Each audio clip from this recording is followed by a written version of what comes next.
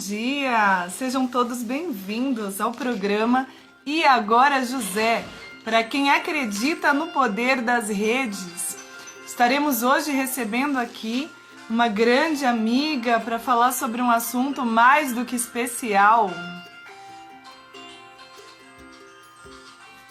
Vou aguardar aqui a entrada. Nós vamos falar, gente, sobre raízes. Raízes, um assunto que nos remete a tantas ideias, né, a tantos pensamentos. Nós vamos falar de raízes, porque raízes é aquilo que existe de mais profundo. A Mariângela já chegou, eu vou convidá-la, só um minuto.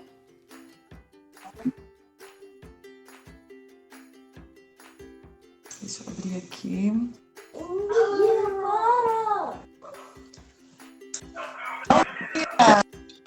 Bom dia, querida. Tudo bem, Mariângela? Que prazer. Tudo. Igualmente. Nós vamos falar sobre um assunto incrível, hein, Mariângela? Vamos sim. Um assunto apaixonante que todos nós temos. Nossa. As raízes. E vamos falar também da educação, né? A serviço do sistema. Né? Olha só o que a gente está mexendo, né? Com as nossas duas paixões. Verdade, verdade. Não é? Então, o que nós poderíamos... Deixa eu falar um pouquinho mais aqui, né? Sobre você. Você é advogada, né? Professora, mestre em Direito de Relações Sociais, é professora de Direito Civil, né? Também é preleitora da Seitonoye. Sim. Então, assim, tem bastante coisa aí para compartilhar conosco, bastante conhecimento, né? Bastante presentes. Olha, eu acredito que sim, mas assim, mais do que ensinar qualquer coisa, eu vou partilhar e vou aprender. Porque eu adoro o estudo, adoro esse processo de aprendizagem, né? E como nós já conversamos em outras ocasiões, até particularmente, eu sou filha de professores. Meu marido é professor. Meus irmãos são professores. Então eu tenho sistema, né? Olha, não dava para recusar. E eu tentei, hein? Eu disse que eu jamais ia ser professora na minha vida.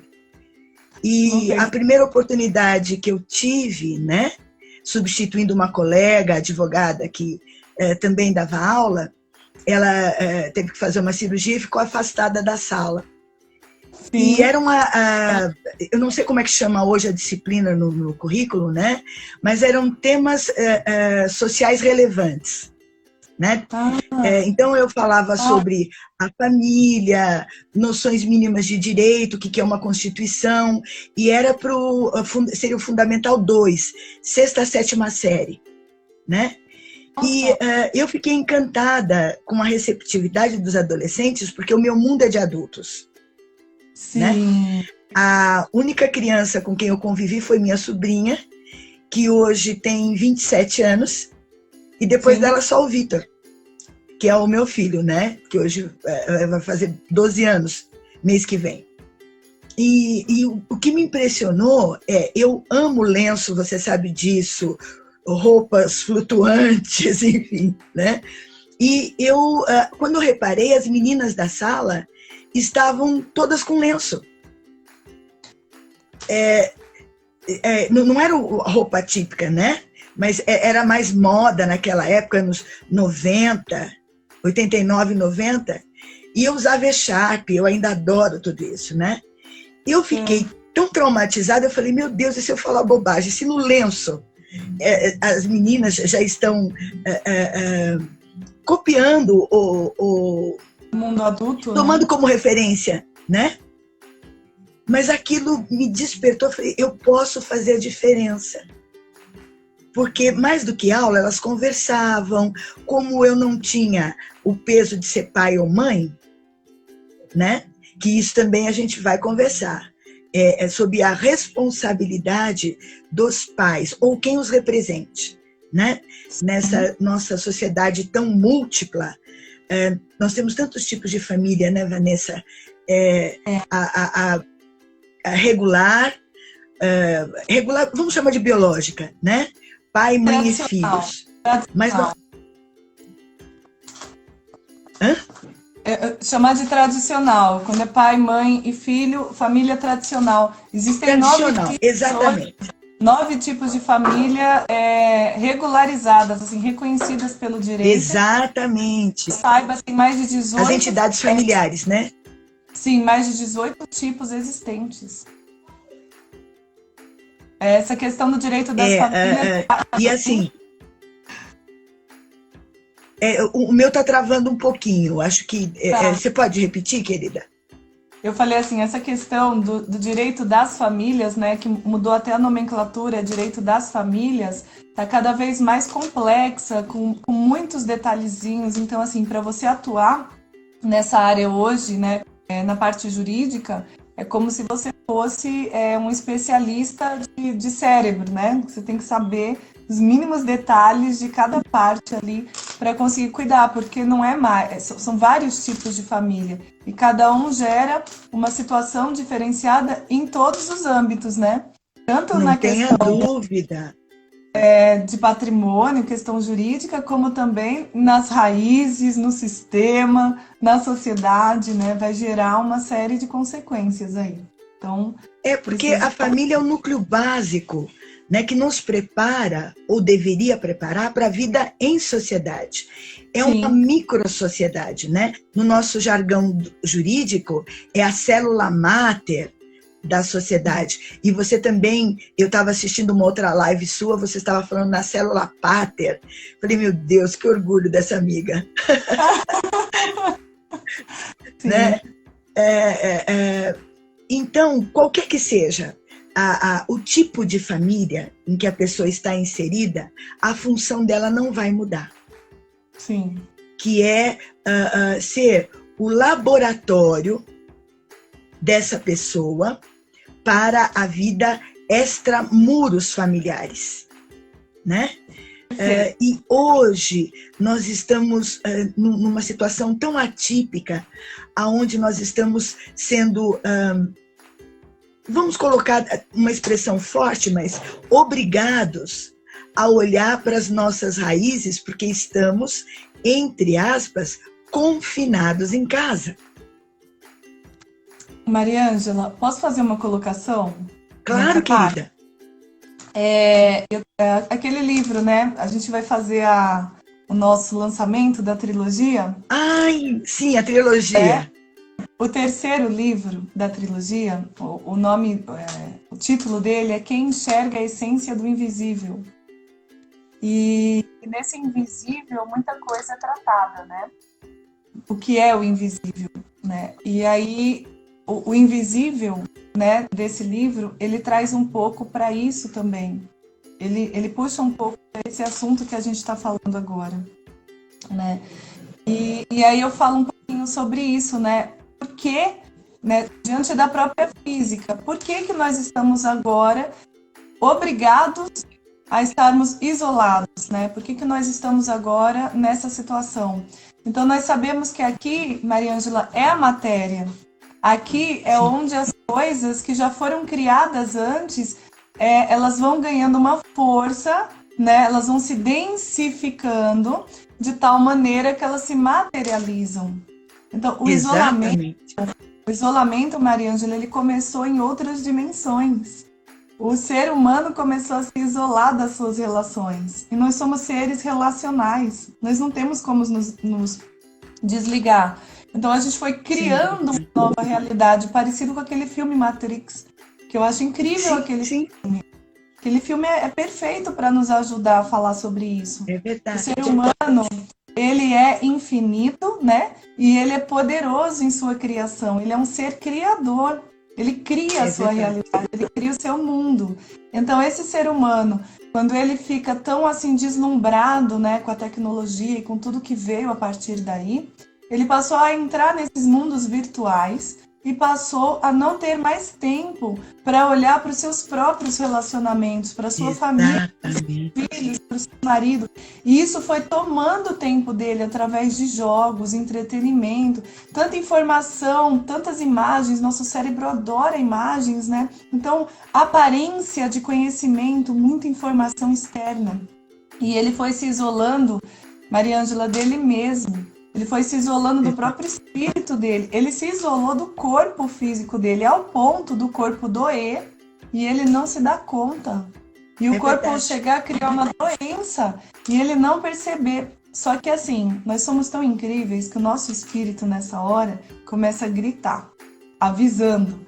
E esse aviso, quando você não olha também para isso e se isola, você só sente. Sente o quê? Um vazio. Sim. E aí, o que o ser humano fez, isolado do próprio espírito? Ele come, ele sabe, por exemplo, que aqueles alimentos fazem mal. Eles têm alguém na família que morreu porque comia desse jeito, né? Ele tem conhecimento dos enlatados, do fast food, mas ele come. Ele come porque tá vazio, ele precisa preencher por carência. Ele perde totalmente a consciência. Depois de tanto fazer isso e tantas pessoas ao mesmo tempo, essa energia vai tomando uma frequência mais densa, e ela, eu tô trazendo de cima para baixo, né? E ela vai densificando até que ela materializa em algo real que obriga ele a ficar isolado.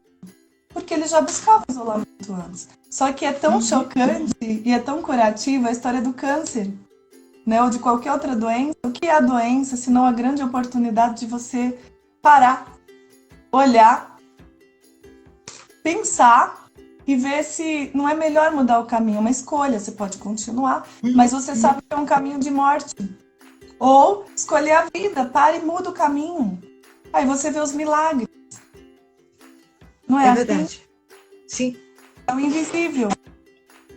E até aproveitando essa sua fala tão adequada, a educação familiar, ela ocorre de uma maneira que a gente só percebe depois.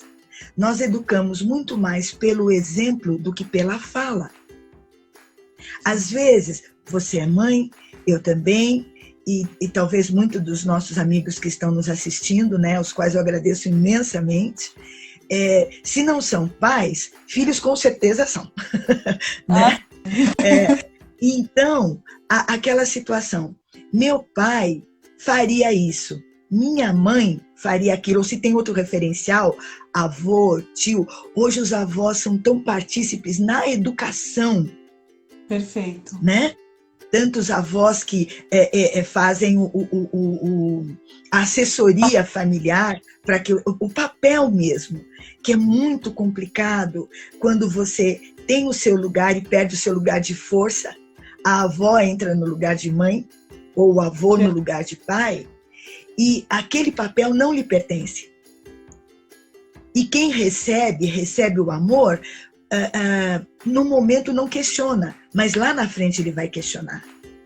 Quem está fazendo aquele papel? Né? E aí geram... Exatamente. Geram todas essas questões. O amor basta? A gente sabe que não. Ele precisa ser...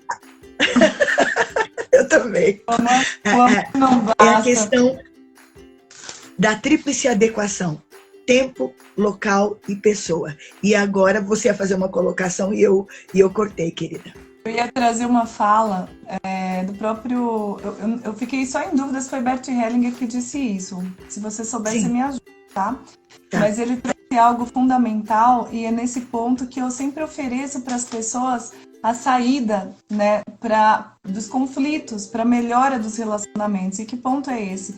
O amor, ele é grandioso, né? O amor não tem como a gente medir o amor, né? Mas dentro de uma família, de um relacionamento, é preciso de uma certa dose de amor. E nessa dose de amor, nós vamos saber o quanto de amor existe ali, né? É como se o amor fosse a obra de arte.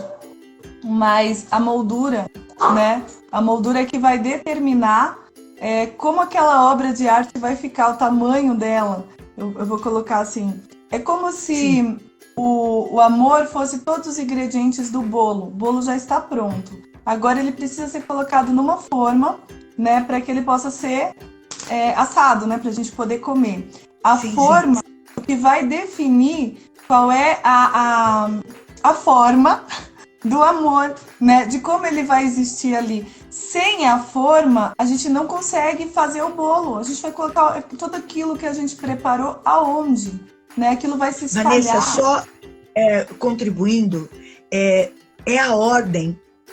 Você Exatamente, tem os ingredientes. eu ia falar o que é a É forma. a ordem. A ordem. A forma é a ordem. E o que é a ordem? A ordem é o reconhecimento de que tudo que foi criado por um motivo. Todos nós somos importantes e tudo que existe é importante. Tem um valor e um porquê. Por isso que cada um de nós tem uma íris. É incrível, esses estudos são incríveis. Quantos humanos existem, mas ninguém tem os olhos iguais? Ninguém tem as digitais iguais? E quantas outras coisas, o nosso sangue, o quanto ele fala sobre nós, sobre as nossas raízes e também sobre o nosso futuro, né? Então, olha que ser incrível. E eu só estou falando da parte física desse ser. Verdade. Só da parte física. Então, se somos assim, também temos um lugar para estar no mundo, né? E aí, se você respeita esse lugar, se você respeita cada um conforme a sua função, que eu gosto muito de fazer analogia com o corpo humano, cada um desempenhando a sua função no seu lugar, colocando ordem, e aí a gente traz para a família, né? Cada um na sua posição, tudo flui, tudo acontece, e aí o amor expande Verdade. na condição que aquela família precisa e vai expandindo, porque é do micro para o macro, do macro para o micro. E aí toda a sociedade tem. Né? É verdade. E nós já conversamos em outra oportunidade esses conceitos sobre a verdadeira educação. A formal é muito importante, não tenha dúvida, mas essa base familiar, qualquer que seja o tipo de família, aprendi com você as e-famílias, né, que existem também. Também. Que eu acho até que é um tema interessantíssimo para outras conversas, né? Sempre tem o papel materno e o papel paterno. E esses papéis são exercidos independentemente do sexo. Sim. Né? Se, por exemplo, nós pensarmos numa família em que a mãe viva com os filhos e viva com o pai dela, provavelmente o papel paterno vai ser representado pelo avô. Não que o avô seja pai do neto, mas o papel, nós precisamos desses referenciais, dessas formas, né? Para entender o mecanismo e como nós entendemos em casa, não é como nos são passados, é como nós entendemos. Né? Porque às vezes os pais acreditam que estão dando tudo para os filhos, morando junto ou não morando junto. Então enchem de matéria. Eu pago a melhor escola, eu faço o possível para melhor alimentação, eu proporciono todos os cursos extras que eu posso, eu quase não paro em casa para que ele, ela ou eles tenham do melhor. Aí vai a dimensão que nós estamos falando até agora, matéria. Filho quer pai e mãe juntos. Não importa como eles se sentem. Se estão brigando, não estão brigando. Né? Esse entendimento demanda uma maturidade psicológica para entender que o papai tem uma vida, a mamãe tem outra vida, além de serem meus. Meu pai, minha mãe, minha casa. Né? E esse egoísmo inicial do amor é que nos permite, com a certeza desse amor, ou como ele venha, né, nós vamos evoluindo. E aí que esse detalhe que a gente precisa entender, o que eu passo para o meu filho pelos meus atos? Perfeito. Que valores eu passo pelos meus atos, não pela minha fala? Ô Mariângela, eu vou complementar o que você falou, que foi claro. Incrível. Mas nós passamos para os nossos filhos, olha que incrível, eu estava falando sobre isso ontem com um cliente, eu disse para ele, faça isso, né? E antes de falar, eu vou só dar uma lida aqui, porque tem a ver, o professor Walter Vaz Júnior, um grande amigo meu, ele colocou assim, através das nossas combinações, nascem os nossos pontos e as nossas estruturas e as posteriores, e expande isso para o DNA. A palavra amor é triturada e revitalizada na sua própria construção, e descontrair é necessário. Já diz a palavra, antecede o nosso processo do gatilho do inconsciente. E aí, dentro disso, né, ele ainda finalizou amor, igual a mora, igual a Roma, igual a ramo, maror. E aí, exatamente, também da palavra transformador que a gente faz a nossa brincadeira, né? Então, o que que acontece? O que que eu quero trazer? Você traz essa referência para o seu filho, né, através da sua conduta, mas também através da tua energia, e ainda até mais do que a conduta, porque nós estamos em níveis diferentes, a gente age em níveis diferentes. Nós não somos esse corpo, né, Mariângela? Nós estamos nele, nós construímos ele, né? Nós construímos o nosso corpo, né? E a partir dessa construção, então quem construiu? Quem somos nós? Né? Então nós temos uma alma, nós temos espírito, nós somos esse espírito. E dentro de todos esses nossos aspectos, em tudo isso, nossos filhos sentem. E o nosso DNA ele é alterado o tempo todo quando a gente faz mudanças drásticas, né? O DNA, o nosso código de programação, ele se transforma. Então, aqueles que nem nasceram, você está afetando gerações posteriores. Né? Como a Bíblia diz, você afeta 1000 gerações para frente quando você faz uma alteração dessa. Então, eu posso dizer que a consciência advinda da educação para a família, essa educação onde se ensina a ordem, se ensina os princípios, se ensina que o perdão é escolha, a lidar com os sentimentos, com a vontade, com os pensamentos, que tudo isso é fundamental para, se você colocar em prática, você realmente colocar cada um na sua posição, ou alguns exercendo a função que não é sua, um avô exercendo a função de pai, mas por um amor maior, de que aquela criança, de que a continuidade daquela família, daquele sistema esteja em ordem, né? E até esse avô, se ele permanecer no lugar dele, né? Ele vai dar condição para que essa criança entenda que ele teve um amor paterno, mas que ele tem, se ele puder conhecer, enfim, outra pessoa que o gerou. E não vai perder o amor do avô. A questão está quando você não permite essas evoluções. Sim. Né? E como o universo não aceita vazio, vai preencher de alguma maneira. Sim. E a grande questão que se apresenta na educação é a educação é papel da escola. Nós estamos falando em níveis diferentes. Né? A educação, sim, a educação da escola é a educação formal, né? E temos abnegados professores que tentam passar o melhor de si mesmos, né, para o alunado, mas tem limites, né? Nenhum professor substitui pai e mãe, nem é função disso. Mas o educador, e aí nós estamos numa dimensão maior ainda, né? Que eu faço diferença entre professor e educador. Educador somos todos. Sim, de alguma forma, mesmo que exatamente, exatamente. Transmissor de ideias e participantes desse processo de aprendizagem, né? Patrão, empregado, colaboradores, advogado-cliente, médico e paciente, sempre estamos trocando essa evolução. Agora, quando a família não assume o seu lugar, qualquer tipo de família, alguém assume. E será que aquele que assume é do jeito que você pretenderia? Você responsável? Mariângela, eu vou mais longe agora. Eu estou amando esse nosso... Imagina o seguinte, não tem algo mais profundo ainda.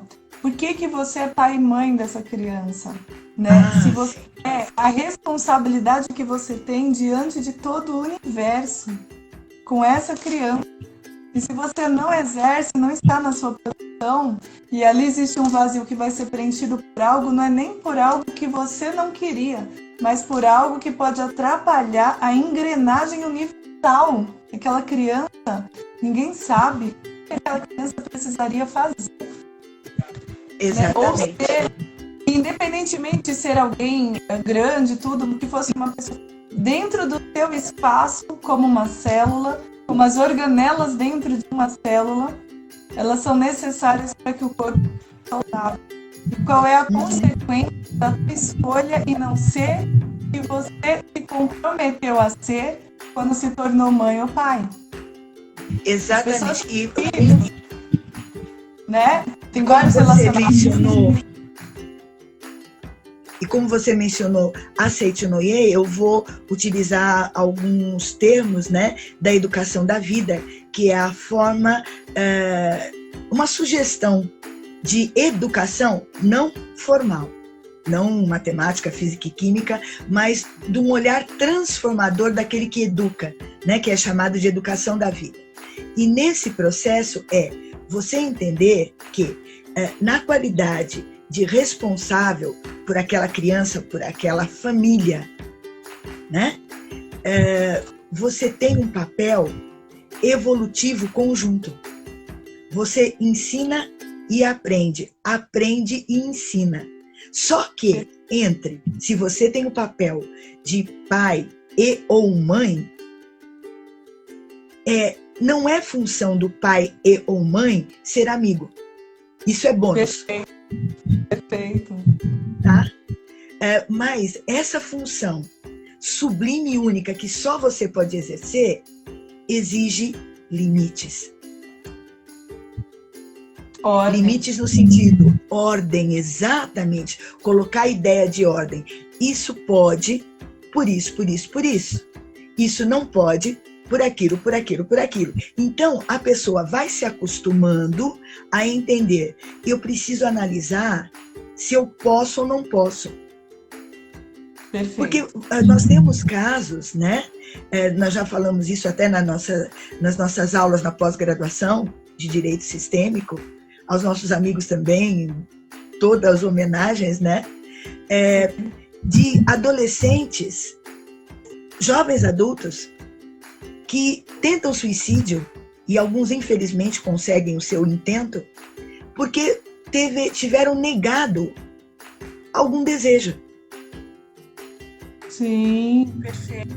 Porque não tem limite. Então, a primeira limitação entende como pessoal, como uma desvalorização de si mesmo.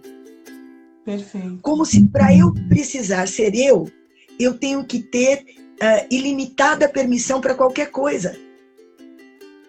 Quando não é assim. Inclusive, meu corpo é uma limitação. Sim, claro. Neste plano, né? Nós somos seres espirituais numa dimensão terrena. Perfeito. E a ordem é esse limite em todos os aspectos, né? Em todos os aspectos, quando existe a ordem, existe o limite.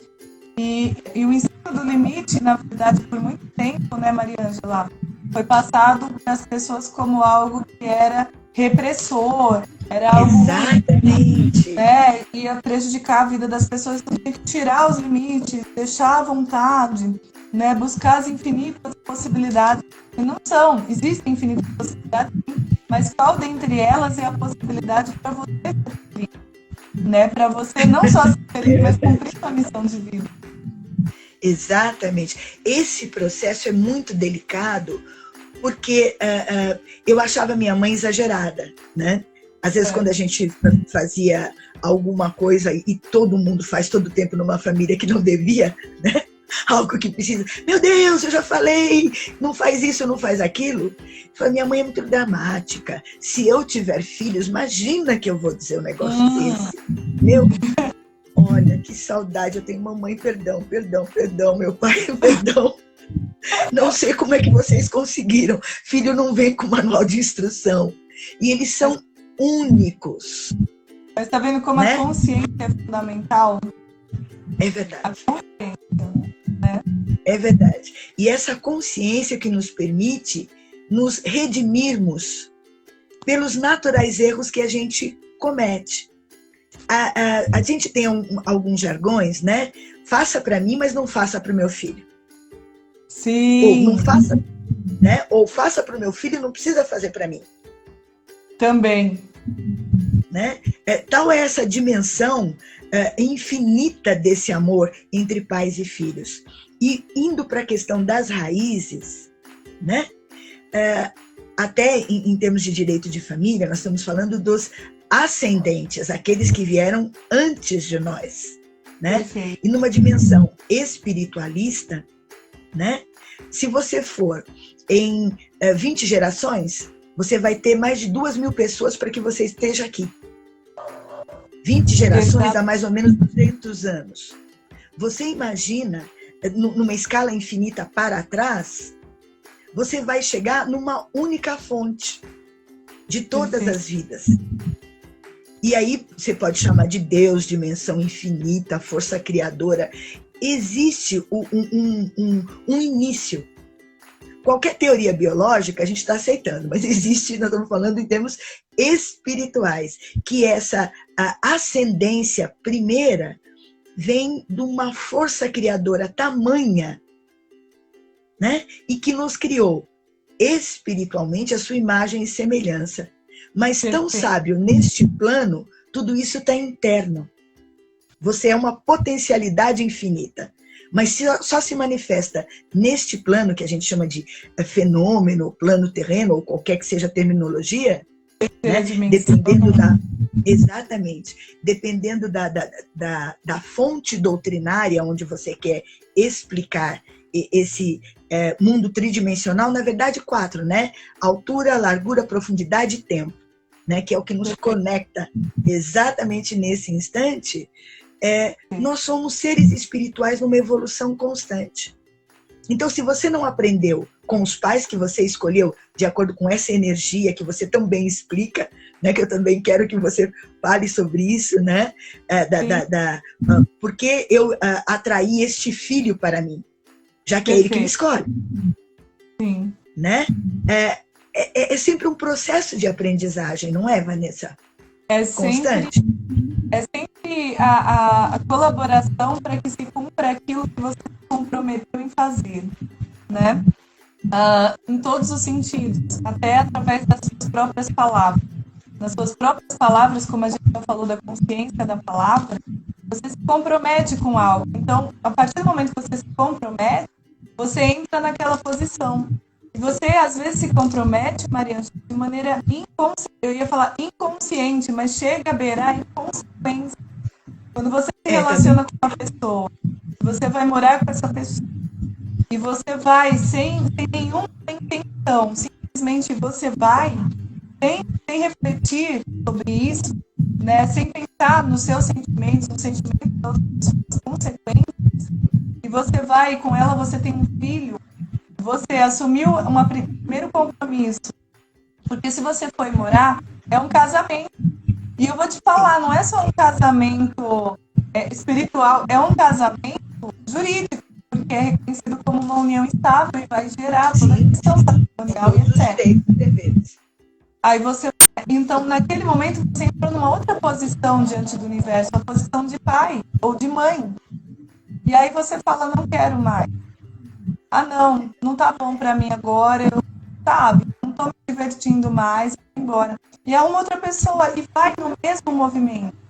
Então, cada um que vai vir ali, eu acho lindo, né? Eu estava até conversando com o pessoal que trabalha com a gente, eu estava falando, olha, pessoa falando, quando alguém te irrita muito, né? Alguém está sempre aprontando com você. Como é que eu faço com essa pessoa? Essa pessoa é seu grande mestre. Né? Então, o seu filho e todas as pessoas que aparecem na sua vida, né, geralmente elas vêm por 2 motivos. Porque, Mariana, você está na minha vida, você está aqui agora, por 2 motivos, ou um ou outro, 2 caminhos. Ou você veio porque nós temos algo junto para fazer, então você vem agregar, e aí nós vamos nesse movimento de aprende e ensina, e vamos juntas para cumprir. ou você veio como uma peça para me ensinar o que preciso no meu desenvolvimento. Se você vier como mestre, só mestre, não vem trocar, não vem compartilhar, então você vem me trazer conflitos, problemas, você vai vir trazendo confusão, caos. E esse caos é necessário, como a doença é necessária, como todo esse movimento é necessário para o meu desenvolvimento. Né? Então o filho ele vem nesses dois aspectos também.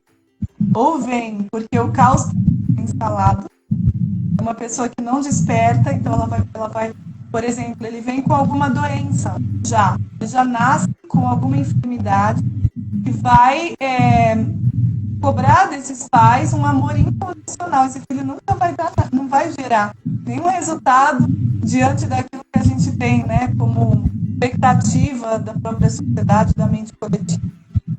E aí, o que você precisa entender com isso? O amor incondicional. Amar sabendo que não vai receber nada, não vai ter nenhuma resposta. Então, é por aí. E esse processo de aprendizagem, como nós somos seres espirituais numa evolução infinita, né? Se você não resolveu com os seus pais, você tem a chance de resolver com seus filhos. Sim, porque olha que legal, agora a gente fala das raízes. Das raízes do sistema mesmo, ele vai se movimentar, o sistema inteiro precisa de cura. O sistema inteiro precisa. As raízes ficam pedindo a cura. Então, as próprias raízes vão trazer uma energia que impulsiona. Sabe aquela força que te leva e você não sabe de onde veio? Você já fez? O seu sistema, vai lá, Mariângela, cura. Cura. Todo mundo precisa da cura. A Mariângela representa até aquele primeiro, que é o Criador. Onde em algum lugar começou o emaranhamento, desligamento, separação. Impossível separação. Não existe separação do Criador e do ser criado, que é seu filho. Não existe. Mas existe o esquecimento do filho. O filho vai esquecendo do pai e vai achando que é separado. É tudo na mente. Tudo acontece na mente. Né? O professor Rocha colocou, se o filho nos escolhe, como explicar a alienação parental que provoca a separação entre pais e filhos? Você responde? Eu respondo e você, que é especialista no tema, né, vai complementar, por favor. Não me deixe só.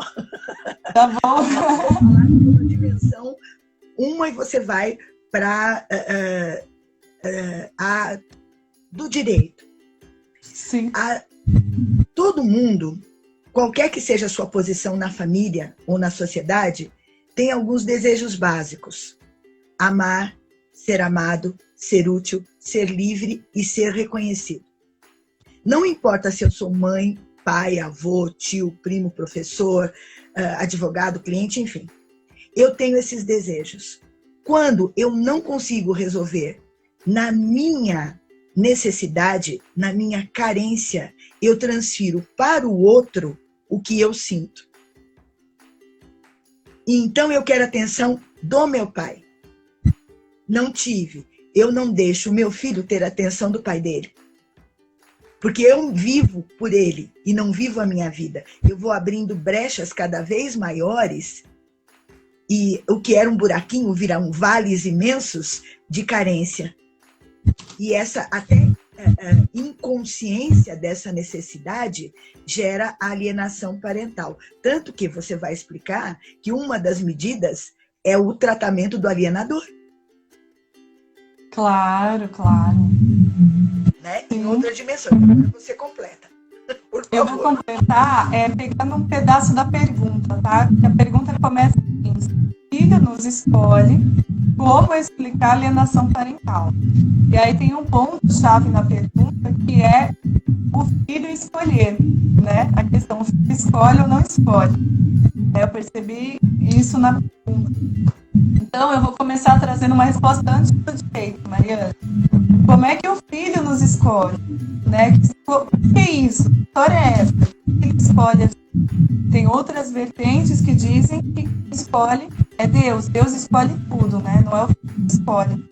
Mas eu vou fundamentar com a própria visão da física quântica, né? Trazendo a questão da frequência vibratória. Vou aprofundar bastante.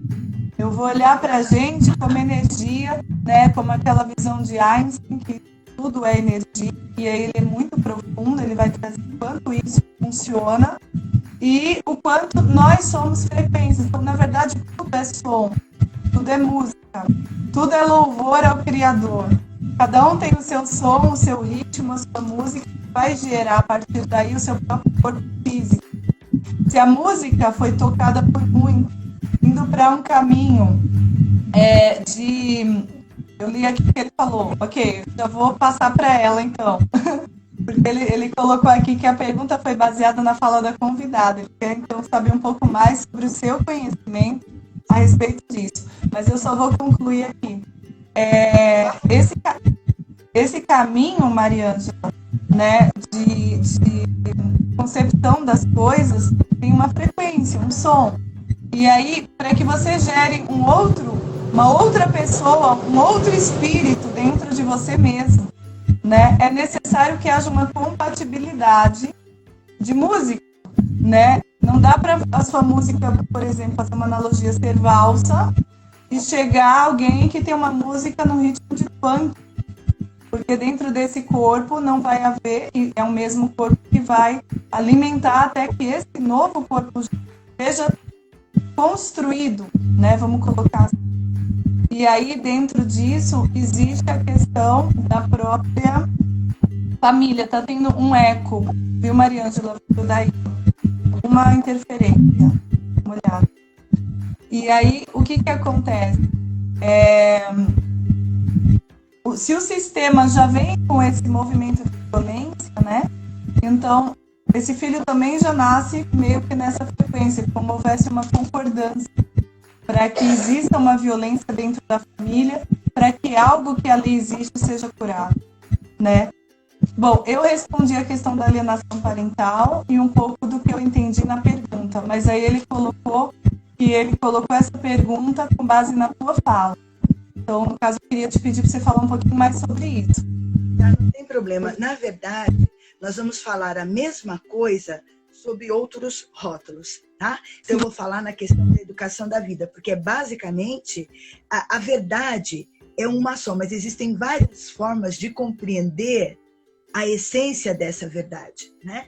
Então, pela educação da vida, nós temos exatamente essa questão da frequência mental, que nós chamamos de atmosfera ou energia pessoal. Se você dividir a mente, e tudo é mente, porque o corpo é provisório, nós temos a chamada mente consciente e mente subconsciente. Esse esquema é da psicologia, nós utilizamos isso na chamada educação da vida, né? Se você considerar a mente 100%, 5% é a mente consciente. 95% é a subconsciente. E a subconsciente só recebe. Ela não julga. Ela é um permanente presente. E aquilo vai ficar arquivado. Esses 5% da mente consciente são 5% porque para entrar nessa 90%, nem 100% da mente, ele usa os 5 sentidos. Tudo que eu vejo, tudo que eu toco, tudo que eu falo, tudo que eu cheiro, tudo que eu provo, cria uma vibração, porque tudo é energia. E isso fica acumulado. Se você pensar na mente como uma esponja, põe uma esponja na pia, vai jogando água, vai chegar uma hora que vai começar a vazar. Quando nessa mente, 100%, né, que a gente dividiu didaticamente em consciente e subconsciente, começa a ter uma frequência preponderante, você começa a emitir vibração de acordo com aquilo que você tem a maior parte do tempo na sua mente. Quando esse corpo termina a sua missão, o meu espírito volta para o estado mais fluido, né? Mas a mente acompanha.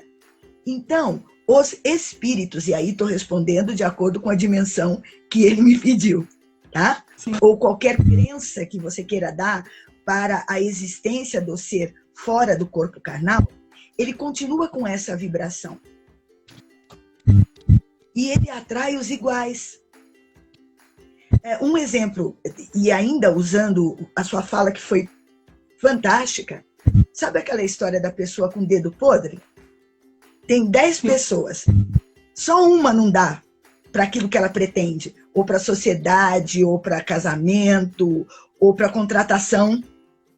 Ela vai escolher o único que não dá. Por quê?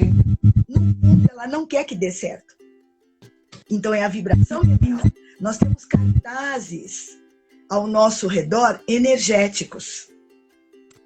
Então eles estão dizendo, não, eu quero um relacionamento, não, eu não acerto, a vida é cruel. O que está escrito aqui nesse cartaz? Nem vem, meu pai não amou minha mãe não amou meu pai, eu também não quero que dê certo. Mas o consciente faz ela fazer cursos, tratamentos, mas enquanto não houver essa cura que você tão bem falou, interna, ela mantém essa vibração energética. Sim. E todos aqueles que a gente se relaciona, se relaciona, eles vêm para nos ajudar nisso, né? Ou a cumprir o que a gente acredita, né? Porque se a gente acredita e fala, é verdade, né? Então, somos semelhança de Deus, somos imagem de Deus, é verdade que a gente falou. Então, isso precisa se materializar. Vem para ajudar que se materialize ou não. E aí ele acrescentou aqui, olha, a própria história, né? A mãe não poderia engravidar. Isso foi provado, né, pela medicina. Eu orei e Deus nos deu esse filho. Mas a alienação nos separou. Como explicar isso? Aí ele colocou, a convidada já trouxe a verdade ao responder. Mas mesmo assim, eu ainda acrescento mais um pouquinho, né, ainda na alienação. E a alienação, ela é uma ilusão da matéria. Existe uma alienação material, né? Então, materialmente, você não consegue falar com o filho, você não vê o seu filho, mas assim, ele é totalmente você e você é ele, né? A alienação, ela é mais uma das ilusões da matéria. São ilusões criadas pela própria mente, que são realmente justamente para vivenciar o que o sistema precisa que você vivencie. Então, é uma crença que precisa estar sozinho, né? Não pode criar raízes, vínculos mais fortes, mais profundos, né? A pessoa com quem se relacionou também tem ali algo que precisa ser vivido. Com certeza. E aí existe um acordo consciente, né? Exatamente. A violência doméstica é um tema que eu sempre me debrucei dele. Dentro dele, a violência contra a mulher, né? E a violência contra as crianças que envolve o sistema inteiro. Na verdade, a violência não tem isso contra a mulher, mas a gente traz porque o próprio direito dividiu, né? Então a gente acaba seguindo essa divisão, mas o meu olhar não é assim. Eu falo em violência familiar, eu falo do conflito existente naquele local por causa de ilusões criadas a partir de uma mente que está doente, que está leal a um sistema, de alguém lá que a pessoa nem sabe que existe. Quando eu converso com pessoas, elas dificilmente sabem o nome dos seus avós, quanto mais a sua história. Então lá atrás alguém fez alguma coisa. Aquilo fica registrado na tua raiz e no teu código de DNA. E você, por lealdade ao sistema, em busca dessa cura, você se permite passar por essa situação. Você se permite ser agressor, você se permite ser vítima, você entra numa posição, numa ordem necessária para aquele resultado. Então, é como se você já viesse certo para você entrar numa batalha. Seria aquele da guerra que ia matar ou que ia morrer, necessário para que se cumprisse o que precisava ser cumprido. Vou trazer aqui uma analogia, eu vou trazer Judas Iscariotes. Judas Iscariotes traiu Jesus Cristo, né? Antes dele trair, ele era um íntimo amigo. Jesus ensinava 12 discípulos, 12 homens que ele escolheu. E aí, um traiu aí. Mas segundo o que a Bíblia diz, Jesus veio para redimir o pecado das pessoas. E nessa remissão dos pecados, ele precisava redimir todos os pecados, e um dos grandes pecados da humanidade está na traição dos amigos, traição dos íntimos. E nessa traição, alguém precisava traí-lo, para que esse sangue também levasse a traição, a rebelião. Antes de Judas trair, Jesus falou: alguém aqui vai me trair. Ele olhou para Judas. É como se ele tivesse dito quem vai trair. Houve uma obediência a uma ordem. Ele cumpriu, porque se assim não fosse, Jesus não seria entregue, não morreria, não se cumpria tudo que está escrito lá no Antigo Testamento sobre o Messias. Então veja, as pessoas, quando elas pensam em sofrimento, elas falam: puxa, eu estou sofrendo, tudo está acontecendo, é injusto. Mas quando você olha para a raiz, você vai perceber que houve um acordo, e não é injusto. Há uma justiça. E às vezes há uma misericórdia. Sem dúvida. Mas essa pandemia, a tua consciência. Esse processo de misericórdia dessa sociedade. Sim. No sentido de nos obrigar, bem entre aspas, tá? A nos olhar. Eu estou em casa. Amplie essa ideia. Eu estou na minha mente. Não existem outros lugares para eu ir. Eu tenho que ir para dentro. Né? E o que Cristo veio trazer? E nos colocou na cruz a cura maior, que é o perdão. Deus, perdoai-os, eles não sabem o que fazem. Essa ideia eu traria para o perdão da ancestralidade. Quando a gente consegue entender que eles fizeram, eles quem? Todos eles. Pai, mãe, avô, bisavô, enfim. Que eles fizeram o melhor que eles puderam, com o entendimento que eles tinham, eu paro de julgar. Então eu deixo de ter a necessidade de condenar. Quando eu condeno meu pai e minha mãe, eu estou condenando o meu nascimento. Sim. Então por que eu me machuco? Por que eu tenho que dar errado? Porque meus pais querem que eu dê certo. Então eu vou feri-los naquilo que dói mais, ou seja, em mim. Só que normalmente eu não tenho consciência. Então, quando entre nós, eu me curo desse pecado ou dessa ilusão de carência, eu consigo retomar a minha essência, que é o que você falou. Sim, perfeito. Né? O professor Rocha colocou assim: a resposta vai de encontro com as minhas observações. Não que eu saiba algo, por isso estou perguntando. Mas há muitas verdades nas questão, Mariângela e Vanessa. Então, nós estamos, professor Rocha, trazendo aqui que, né, diante da pergunta, apresenta uma resposta conforme o que a gente estuda e conforme o que a gente percebe nas nossas vidas, né, na nossa situação e no que a gente também traz das nossas raízes. Porque muito do que a gente vive, aliás, quase tudo, né, até o ponto em que a gente começou a tomar consciência, veio do nosso sistema, das nossas raízes, todos nós, né? E aí nós vamos vivendo, aprendendo, experimentando, observando, né? E estamos, como a gente falou, sempre aprendendo e ensinando, aprendendo e ensinando. E assim, no movimento do aprendizado, a gente também pode perceber que algo pode ser melhor ainda, ou é melhor ainda, ou é mais do que isso, ou não é isso, né? Por isso que no processo de aprendizado a gente pode mudar de ideia, porque a gente está dentro de um processo de aprendizado, né? Então, são verdades apresentadas até onde a gente conhece, mas também não quer dizer que saibamos de uma verdade absoluta, né? E aí a gente entra também no movimento da pergunta também, né? Para que vocês também participem conosco. É importante, né? Graças ao professor Rocha, a gente pôde ter esse diálogo tão gostoso, né? Porque se ele não perguntasse, como é que a gente ia desenvolver essas ideias? Ah, e tem algo que ele colocou aqui que agora eu achei incrível. Muito obrigada. Ele colocou assim: nesse caso de alienação parental, a responsabilidade espiritual pela ação é de ambos ou apenas do alienador? Né? E aí é isso. É com certeza de ambos, né?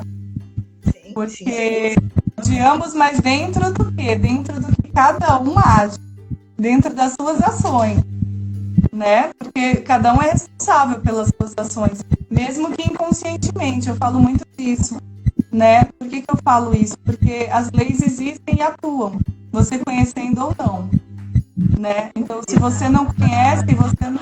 Leis mentais, né? Todo mundo tem mente.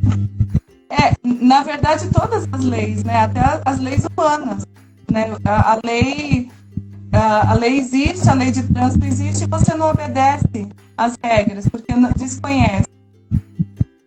Você vai ser punido por isso.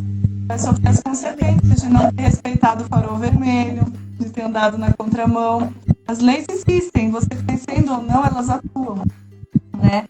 E aí todos respondem por isso. Agora, é claro, conforme a sua participação nisso. Principalmente quando a participação é na geração do caos, né? E tem uma dimensão, Vanessa, muito interessante, que o próprio filho, o que sofre alienação, é o mestre. É aquele que permite a evolução, ele deixa de ser quem ele é, para que o outro aprenda com ele. Esse é o amor maior.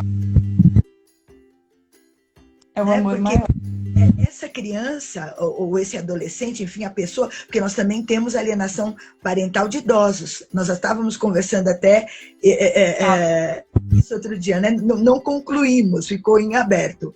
Mas aquele que se permite colocar nessa posição, talvez até inconscientemente, ele está permitindo a minha aprendizagem. Porque quando, por exemplo, um cliente procura você com esse problema, ele está admitindo um processo evolutivo. Ele quer sair disso. Então, o processo de cura, bem entre aspas, novamente, se faz. E, inclusive, obedecendo toda a norma legal, que, em momento algum, nós estamos deixando de lado, mas complementando com outras dimensões numa expansão de consciência, para que o problema seja tratado e não se repita.